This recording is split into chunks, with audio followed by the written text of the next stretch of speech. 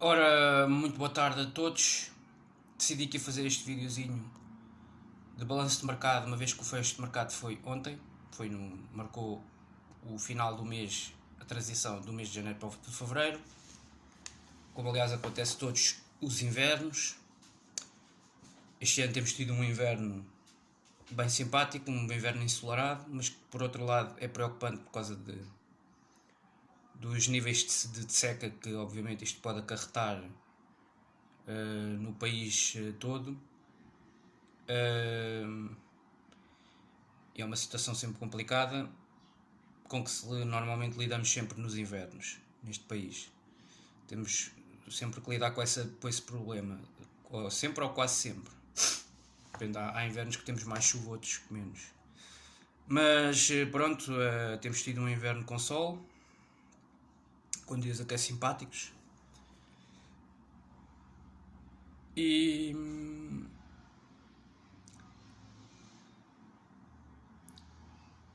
pronto, eu decidi fazer este vídeo agora a 1 de Fevereiro. Não fiz mais cedo nenhum tipo de balanço de mercado. Quer dizer, fui fazendo aos poucos nos rescaldos. Mas decidi fazer agora, porque fechou o mercado, né? Fechou-se a porta sobre o mercado, fechou-se a janela das transferências, e a partir daqui os clubes com aquilo que têm, a não ser que haja alguma oportunidade de mercado, algum jogador que esteja livre e que contratualmente não esteja ligado a nenhum clube, e que haja o interesse entre o clube e o jogador e o empresário para haver e que haja a necessidade de algum clube que veja nesse jogador que esteja livre no mercado, olhe para ele como uma boa oportunidade, então aí muitas vezes faz esse tipo de negócios de ocasião. Foi assim um bocadinho que o Benfica fez o negócio do Jonas na altura. Um jogador com 31 anos estava no mercado, estava livre, já se tinha desvinculado do Valência e tinha acabado o contrato com o Valência, e o Benfica aproveitou, por exemplo, essa excelente oportunidade. Ao nível da nossa liga, foi das melhores ocasiões de mercado de um jogador livre que já não tinha contrato com nenhum clube, e que o Benfica antecipou-se e fez ali, por exemplo, um excelente negócio nessa perspectiva. E às vezes há negócios desses que acontecem nos fechos de mercado, quando já não há possibilidade de negociar jogadores que contratualmente estão ligados a outros clubes. Mas é um pouco assim que as coisas funcionam. E eu venho aqui fazer o balanço de mercado. Decidi fazer aqui depois do almoço. Tenho aqui um pouco mais de tempo. Para dizer que o Sporting, dos 3 clubes grandes em Portugal, foi não só um dos mais ativos neste último dia, mas também aquele que me parece que se mexeu melhor ao nível do mercado. Não perdeu nenhuma das suas principais figuras, como perdeu, por exemplo, o Futebol Clube Porto. Estamos a falar de Sérgio Oliveira, Corona e Luís Dias. São 3 baixas de vulto na equipa do Porto e nas aspirações do Porto. São 3 golpes muito fortes, e o Conceição já não tinha gostado nada do Sérgio Oliveira. Agora a brincadeira com o negócio Luís Dias, o treinador do Porto, ainda custou menos. E portanto, isso dá claramente uma ideia logo à partida de que o Porto, em comparação com a primeira volta, vai estar mais fraco. O que não quer dizer que o Porto não possa ser campeão. Está ainda sentado numa almofada de 6 pontos de avanço. Neste momento são 9, mas em princípio são 9 à partida. São 9 à condição, uma vez que o Sporting joga amanhã e joga com o último classificado, e portanto à partida não é de esperar grandes surpresas. Não é propriamente neste jogo que se está à espera de grandes surpresas. O Sporting, ainda para mais tendo vindo de uma derrota com o Braga em casa no campeonato, está proibido de voltar a perder pontos, pelo menos nos próximos 3-4 jogos, a meu ver. Incluo aqui o jogo com o Porto, no Dragão. Coloco no lote esses jogos. O Sporting está proibido de perder e tem de ganhar para verdadeiramente voltar a reabrir aqui o interesse na luta pelo título em Portugal. Porque 6 pontos ou 9 pontos de avanço, já com o Porto com vantagem, não no confronto direto eventualmente, mas com vantagem na diferença de golos, aí o Sporting passa a ter uma desvantagem que não são apenas 6 pontos, passam a ser de 7 na realidade, porque os mesmos pontos o Sporting não vai fazer a quantidade, duvido que vá marcar tantos golos como marcou o Porto até aqui.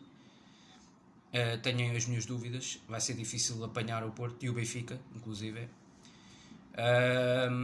mesmo com as novas coqueluches, mas vai ter que tentar aproximar-se mais ao nível de golos marcados, e sim, mas eu acho que na diferença de golos no fim da época vai haver uma diferença entre as equipas, e portanto o confronto direto será decisivo. Portanto, o jogo no Dragão, depois do empate em Alvalade na primeira volta. Eu lembro-me inclusive de um campeonato em que o Sporting ganhou ao Porto lá e empatou aqui em 2006-7 com o Paulo Bento, e mesmo assim o Sporting não foi campeão por uma diferença de 1 ponto. E a realidade é que o Sporting em 2 semanas perde 2 jogos sobretudo o que custou mais foi o jogo com o Braga em casa, porque o Santa Clara, o Sporting jogou francamente mal em longos períodos, quer da primeira parte quer da segunda, e aquilo que aconteceu podia de facto acontecer. Com o Braga não, com o Braga o Sporting dominou, com o Braga o jogo estava dividido na segunda parte, até o lance do penalti que deu o empate, o Sporting claramente esteve sempre por cima do Braga, foi sempre superior. Podia ter chegado ao intervalo, eu já falei aqui disso no outro rescaldo, podia ter chegado ao intervalo a ganhar por 2 ou 3-0.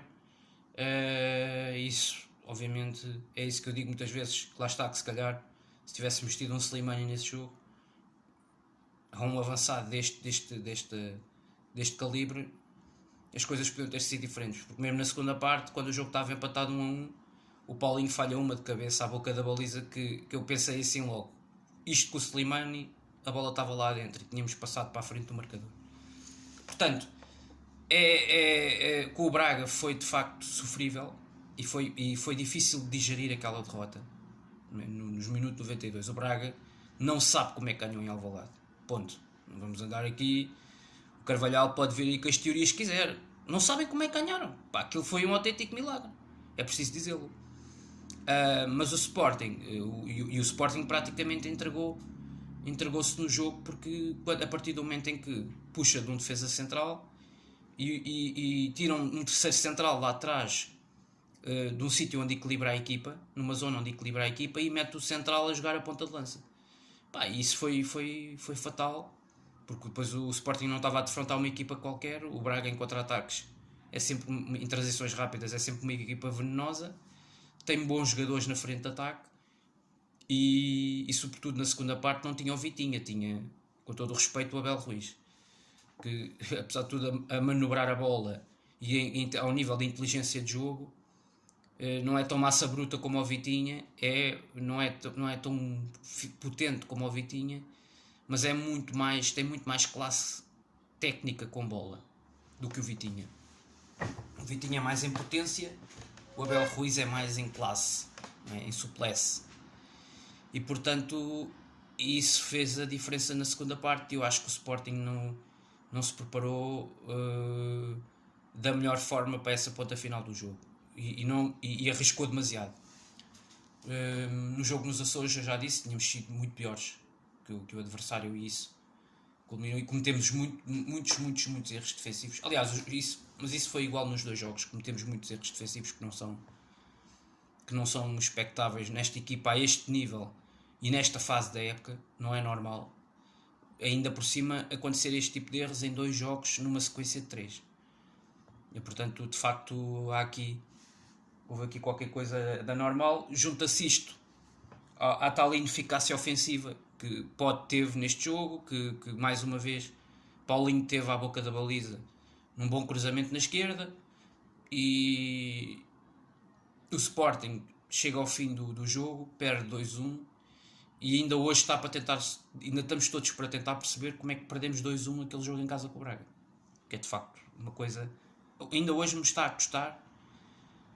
Já me custava empatar aquele jogo, perder Eu acho que perdemos nos Açores e perdemos bem e colocámos-nos a jeito. Eu acho que com o Braga não perdemos bem. Peço desculpa. Aquilo que foram os 90 minutos do jogo em casa com o Braga, não perdemos bem. Não se pode dizer nunca que nós perdemos bem o jogo com o Braga em casa.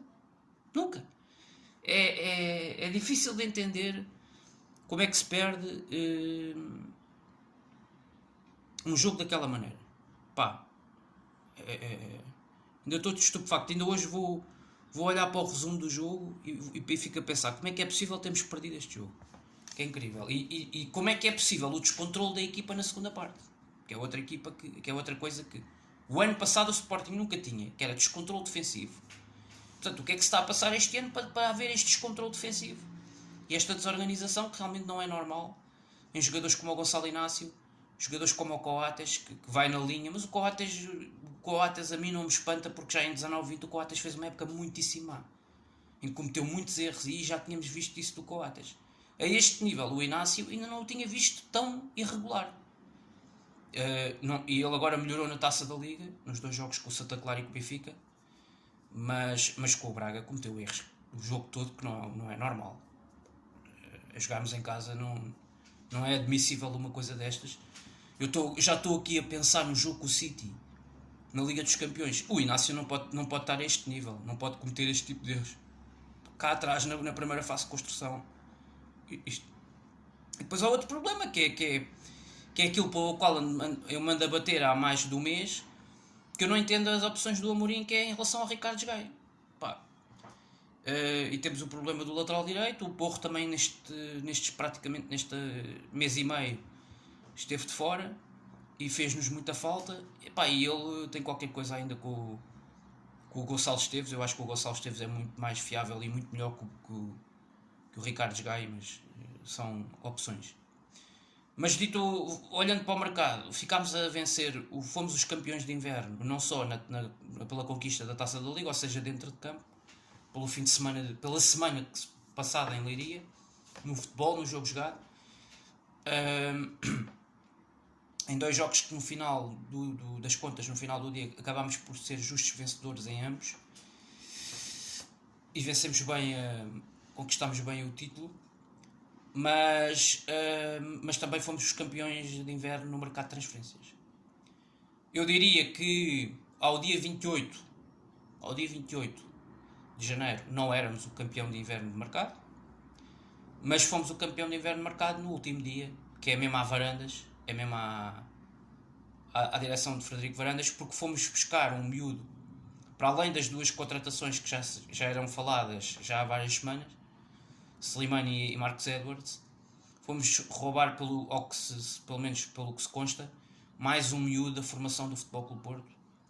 Fala-se que ele ainda vai ficar no Futebol Clube Porto esta época, mas que no final, na próxima temporada, vai ser nosso jogador. Vai assinar um contrato com o Sporting, profissional, e vai trocar mais uma vez de clube rival. É mais um. Um miúdo que falam que tem muito talento. É um médio do Futebol Clube do Porto. Agora não estou a recordar agora exatamente o nome, mas é mais um miúdo na linha dos Gonçalo Esteves, dos Tomás Esteves, dos Fábio Vieiras, dos Vitinhas, dos Fábio Silvas, enfim, por aí fora, desta linhagem do Futebol Clube Porto. Já tínhamos ido buscar o Marco Cruz e o Gonçalo Esteves, e este é mais um que conseguimos roubar ao Porto, e que é um médio, dizem que é um médio de construção, médio de 8, e que é um miúdo com muito talento, também com muita qualidade.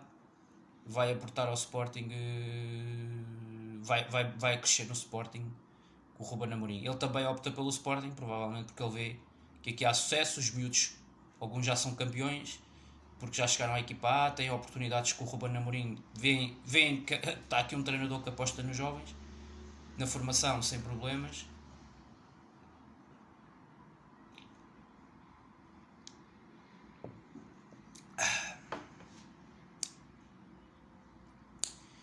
E portanto, e os miúdos têm muita qualidade.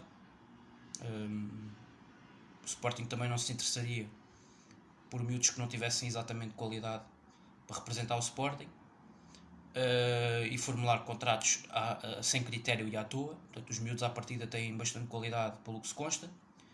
Isto agora depois é todo um processo, mas o Sporting fica a ganhar porque são miúdos que no fundo o Sporting paga muito pouco por eles e eles vêm dar esse contributo esportivo que nós esperamos que seja muito vantajoso no plano financeiro no futuro, como eu acho que vai acontecer. Já não tenho grandes dúvidas que é o que vai acontecer com o Gonçalo Esteves. Miúdos muito novos, portanto têm uma margem de progressão brutal. O que eu não entendo é como é que o Futebol Clube do Porto trabalha desta maneira e deixa escapar e fugir miúdos assim, como o Futebol Clube do Porto, a gestão da SAD e do clube, como é que deixa sair jogadores da equipa A fundamentais, essenciais em determinadas épocas, a custo zero. Portanto, há aqui coisas na gestão do Futebol Clube do Porto que eu não estava habituado a ver quando o Futebol Clube do Porto tinha lá os Falcões, os Hulks, os Fernandes, os Motinhos, etc, etc. Nesse tempo, os Luxos Gonzalez, o Porto não deixava sair jogadores a custo zero.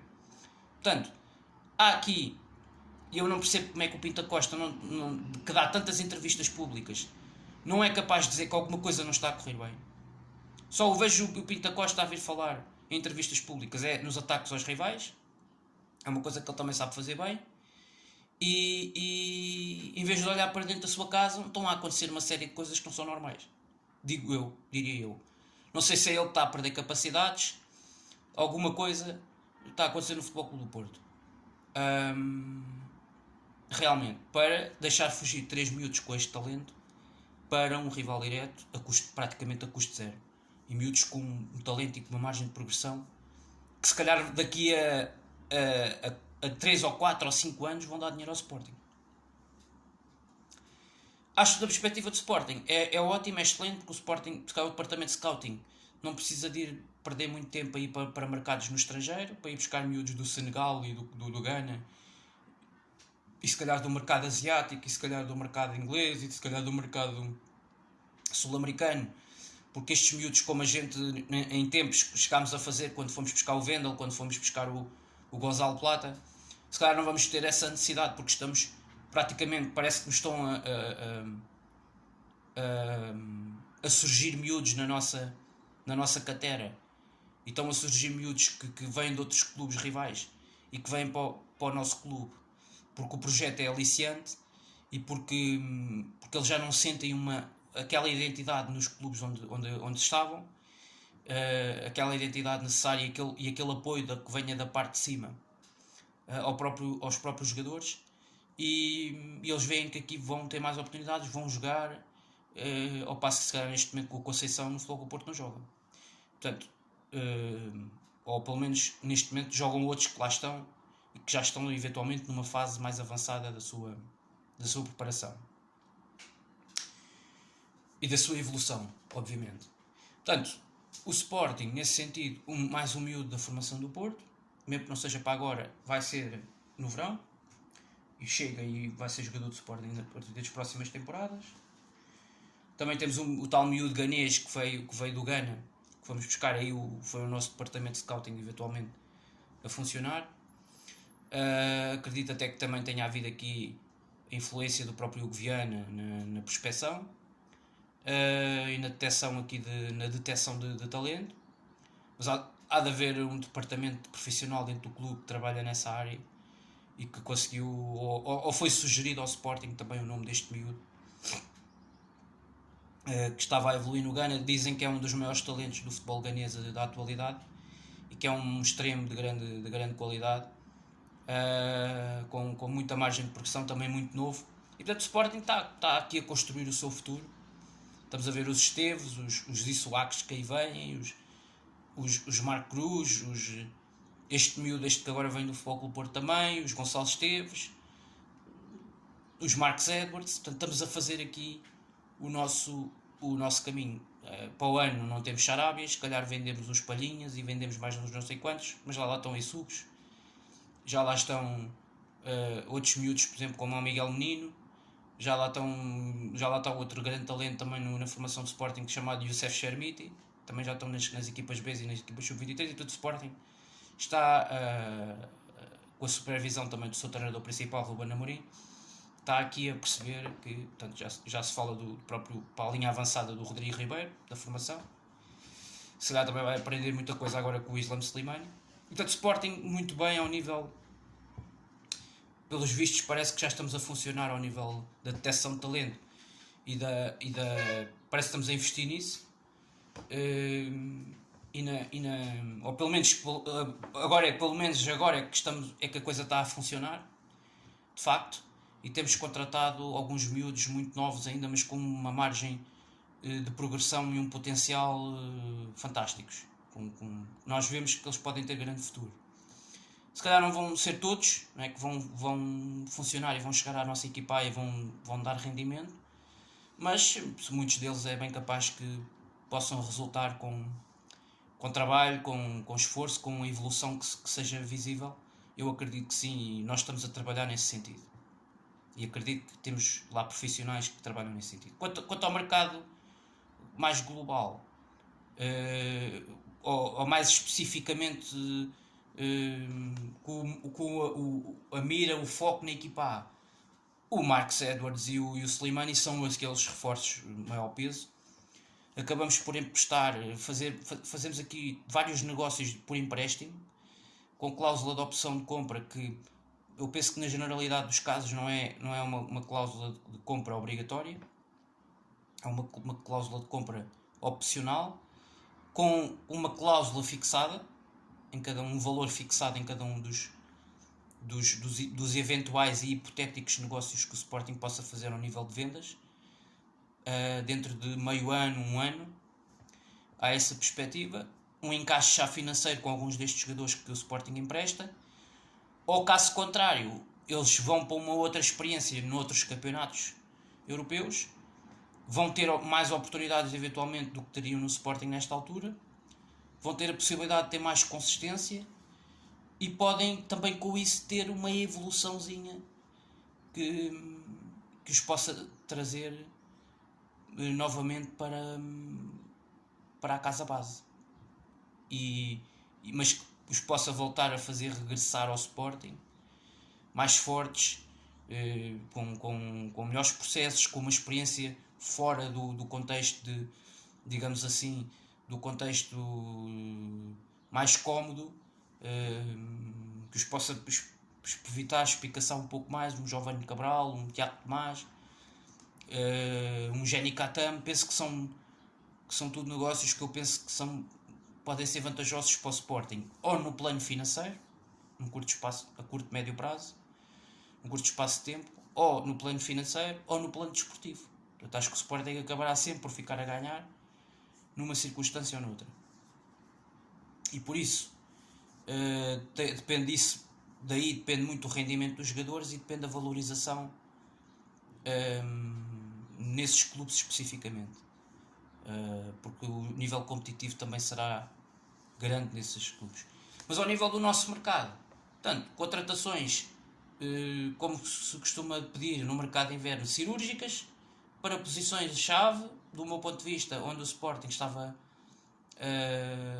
carente, estava necessitado de soluções alternativas que trouxessem coisas diferentes ao seu jogo, e um extremo irreverente, um extremo com uma velocidade supersónica e desconcertante, sobretudo nos duelos individuais 1 contra 1. O Sporting tinha muito poucos com as características no plantel do Edwards. O Tabata era um jogador mais próximo da linha de um Sarabia e de um Pote, e até mais um jogador este ano com o Amorim mais moldado a jogador mais até de zonas interiores do que de corredor.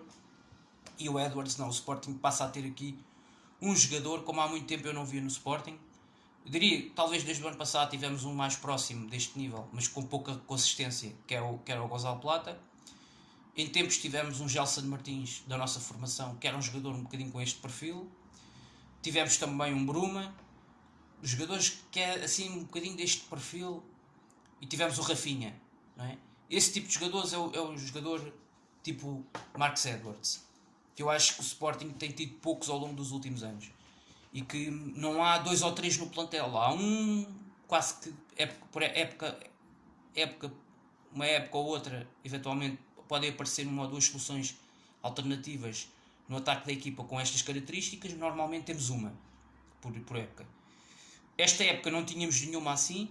Tínhamos jogadores que jogam muito por dentro, que encaixam bem neste sistema do Ruben Amorim, que pensam muito bem o jogo, que são muito inteligentes com bola, têm uma visão de jogo extraordinária, como acontece muito, e jogam, e sobretudo em zonas interiores, como é o caso do Pote, o Sarabia e o Tabata. Mas falta muito jogador de linha. Aquele jogador de linha, aquele jogador com velocidade, aquele jogador no 1 contra 1, não tem medo, corre riscos, vai para cima. Não é se calhar tão forte no capítulo defensivo, mas para um extremo fundamental, o principal é ser desequilibrador ofensivamente e aportar isso à equipa. E indiscutivelmente que um extremo com este calibre, como o Marcus Edwards, traz exatamente isso, essa irreverência, essa capacidade individual, essa capacidade de drible, 1 contra 1, um jogador excepcional. Do meu ponto de vista, só há um jogador, ou só havia um jogador na Liga Portuguesa num plano próximo do Marcus Edwards, aquilo que ele trazia à equipa do Vitória e que eu acredito que ele vai trazer à equipa do Sporting. Na Liga Portuguesa só tínhamos um parecido com ele, chamado Luís Dias, do Futebol Clube do Porto, o colombiano, que saiu agora e que era até agora a figura preponderante do Futebol Clube do Porto. Se o Futebol Clube do Porto estava em primeiro lugar no campeonato, muito devia, ou se está com esta vantagem, muito deve isso a um jogador como o Luís Dias, porque foi um jogador que carregou em muitos jogos a equipa do Porto às costas, com golos, com assistências, e trazia exatamente isso à equipa do Porto. Uma capacidade no 1 contra 1, o tal repentismo, a tal irreverência, muitíssimo forte. E a esse nível, o Edwards é o projeto de jogador na Liga Portuguesa que está mais próximo das características do Luís Dias, de emprestar isso às suas equipas. Isso, claramente, o Sporting vai ter com este jogador. E depois Slimani é uma solução alternativa, do meu ponto de vista, com características diferentes do Paulinho, e portanto eu penso que nesse sentido são dois avançados que se podem complementar. No entanto, eu acho que são dois avançados de área, são dois homens de área com esse perfil físico. Não são jogadores, por exemplo, do ponto de vista técnico, muito vistosos, mas são dois jogadores que na área têm que ser temíveis, são dois jogadores na área que têm que resolver jogos. E se calhar o Paulinho não tem resolvido tanto, e esse é um problema que o Sporting tem visto, que tem tido ao longo da época. Em alguns jogos não foi suficiente ter Paulinho, viu-se em Famalicão, viu-se em casa com o Porto, viu-se com o Braga em casa. Então, há aqui uma série de jogos, não é, onde o Paulinho não é o avançado da área do Sporting o jogo todo, porque não há outras soluções, e a equipa acaba por não ganhar os jogos, perde uma série de pontos porque faltou se calhar a presença de um jogador com as características do Slimani. E o Slimani, dentro da área, em maior oportunidade marca um golo. Eu costumo dizer, pelo menos na primeira passagem do Sporting era assim, um jogador exatamente com esse perfil, muito forte, um jogador que até consegue jogar de costas para a baliza, não associa tão bem o jogo. Isso é uma característica mais marcante no Paulinho, mas depois é um jogador que também tecnicamente já disse que não é um prodígio, como é por exemplo o Marcus Edwards, mas esse é que tem que trazer isso à equipa, essa irreverência, essa capacidade no 1 contra 1, essa qualidade técnica superior, porque ele a tem. O Slimani não, o Slimani é para trazer golo, ok? Golo pelo chão, golo pelo ar, é por onde quiserem. O Slimani dá garantias a esse nível. Não é que o outro também não traga golo, o Edwards também vai trazer golo, mas o Slimani é muito mais um jogador de golo fácil num contexto coletivo de equipa, ok? Não é um jogador que faz um bom cruzamento na direita ou na esquerda e ele está na área e mete lá, vai aparecer exatamente. Ele tem essa característica de ser um avançado muito oportunista, ok? Um bocadinho como também o Sporting teve o Bas Dost, ou seja, na área tem um instinto de matador, já tem um instinto de goleador, não é? E ele mesmo em ligas mais difíceis, como na Liga Francesa, no Lyon, no Mónaco, na Liga Inglesa, no Leicester, ainda ele marcou sempre golos. Ele marca sempre golos, mesmo em ligas mais complicadas, com adversários mais difíceis de bater. Na Liga Portuguesa, isso é tudo muito mais fácil e nós temos o exemplo do Jonas no Benfica.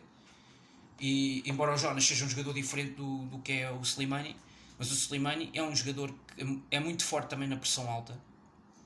E o Sporting muitas vezes, em alguns jogos, falha na pressão alta, não é? E o Slimani dá isso quase sempre quando ele está em campo, vai haver pressão alta. E ele dá esse contributo à equipa. Aliás, o Ruben Amorim há pouco falou disso, na divisão do jogo da manhã. Falou exatamente dessas características que o Slimani pode aportar ao jogo da equipa. E basicamente é isso.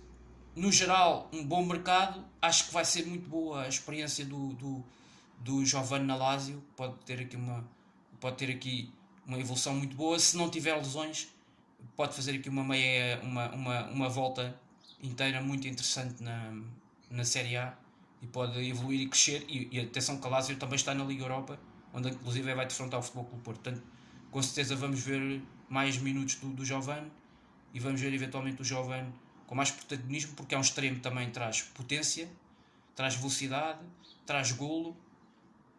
E na Série A vai ser um bocadinho como o Rafael Leão é no Milan. Portanto, é um bocado esse jogador com potência, esse jogador com qualidade técnica, num contra um é forte, é desequilibrador, tem golo e tem assistências, tem capacidade para isso tudo. Fez, aliás, no início da época fez alguns golos muito bons. Fez um golo de cabeça em Braga fantástico, fez um belíssimo golo numa arrancada na Supertaça frente ao Braga. O ano passado foi decisivo numa série de jogos, sobretudo a sair do banco.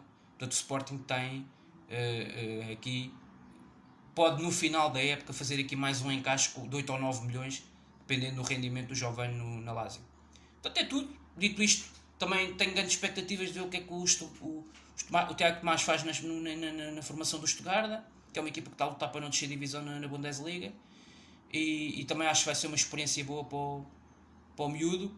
Se calhar vai para ganhar mais caparro, para ganhar mais rigidez, para ganhar um bocadinho mais de capacidade nos duelos. O futebol alemão é fantástico nesse sentido. E é um futebol também muito, muito potente. É um futebol também onde os jogadores exploram muito as questões das transições rápidas e da velocidade dos avançados.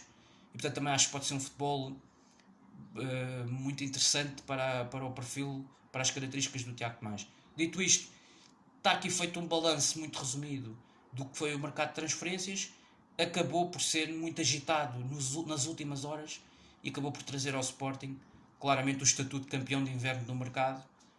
Acho que a equipa que no seu todo, não quer dizer que vá ser a equipa que é candidata ao título principal para ser campeã ainda esta época, porque aí nessa questão, nessa vertente, o Futebol Clube Porto leva vantagem pela questão da almofada pontual que já tem em relação aos rivais. Mas em teoria o Futebol Clube Porto ficou mais fraco, perdeu mais jogadores preponderantes dos últimos anos. O Sporting, não perdendo ninguém dos principais e acrescentando 2 jogadores desta qualidade no plano ofensivo, para mim, do meu ponto de vista, está muitíssimo mais forte. Aproxima-se claramente de um plano do Futebol Clube do Porto e penso que vai ser aqui um fortíssimo candidato ao título na segunda volta desta temporada. Se já foi forte sem ter estas soluções na primeira volta, com o Giovanni muito tempo lesionado, já foi forte e foi competente e fez uma primeira volta muito interessante, na casa dos 40 e tal pontos. Acredito que o Sporting na segunda volta, com estes reforços, pode perder muito menos pontos. Já perdeu 3 com o Braga, é verdade, mas pode perder menos pontos que perdeu na primeira volta. E isso pode ser importante no final das contas. Veremos qual é que vai ser o efeito de Slimani e Edwards, das aquisições de Slimani e Edwards, na capacidade ofensiva que a equipa terá nos próximos jogos. E aí vamos depois fazer mais à frente, talvez possamos fazer um balanço para perceber se tem sido um impacto positivo ou não. Dito isto, muito boa tarde a todos. Voltarei aqui para o rescaldo. Em princípio, não sei se amanhã, quarta-feira, ou depois da manhã na quinta-feira, há aquilo que for